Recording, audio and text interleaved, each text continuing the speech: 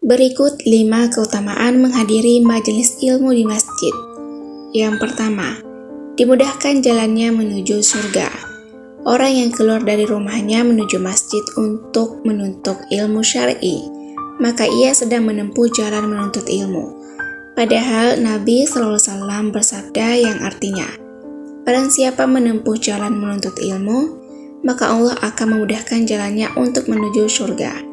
Hadis riwayat Tirmizi, Abu Daud. Nomor 2, mendapatkan ketenangan, rahmat, dan dimuliakan para malaikat.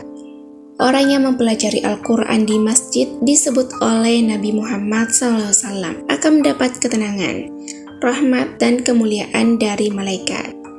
Nabi SAW bersabda yang artinya, tidaklah suatu kaum berkumpul di salah satu rumah dari rumah-rumah Allah atau masjid. Mereka membaca kitabullah dan saling mempelajarinya.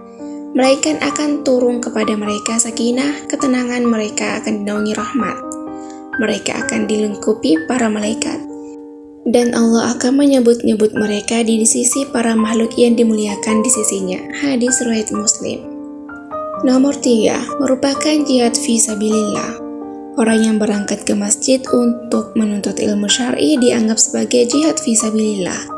Nabi SAW bersabda yang artinya, barang siapa yang memasuki masjid untuk mempelajari kebaikan atau untuk mengajarinya, maka ia seperti mujahid fi sabilillah.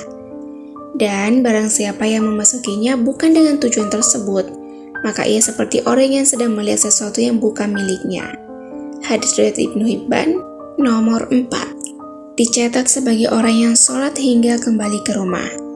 Jika seorang berangkat ke masjid berniat untuk sholat, kemudian setelah sholat ada pengajian di majelis ilmu, maka selama ia berada di majelis ilmu dan selama ada di masjid, ia terus dicatat sebagai orang yang sedang sholat hingga kembali ke rumahnya.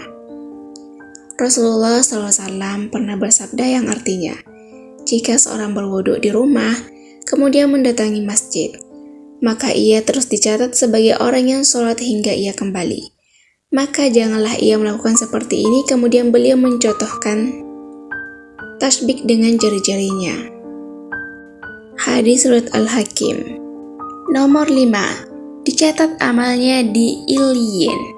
Jika seorang berangkat ke masjid berniat untuk sholat, kemudian setelah sholat ada pengajian hingga waktu sholat selanjutnya, semisal pengajian antar maghrib dan isya, maka ia terus dicatat amalan kebaikan yang dilakukan di masjid di Illiyin. Rasulullah SAW pernah bersabda yang artinya, seorang yang setelah selesai sholat di masjid kemudian menetap di sana hingga sholat berikutnya tanpa melakukan kesia-siaan di antara keduanya akan dicatat amalan tersebut di Illiyin. Hadis riwayat Abu Daud. Catatan amal Illiyin adalah catatan amal yang tidak akan rusak dan tidak akan dibuka hingga hari kiamat. Tersimpan awet, tidak akan terkurangi sedikit pun. Dan tentu saja orang yang menuntut ilmu di masjid akan mendapat semua keutamaan menuntut ilmu secara umum yang ini jumlahnya banyak sekali. Semoga Allah Subhanahu wa Ta'ala menambahkan semangat kepada kita untuk terus menuntut ilmu syar'i, terutama di zaman penuh syubhat dan fitnah ini.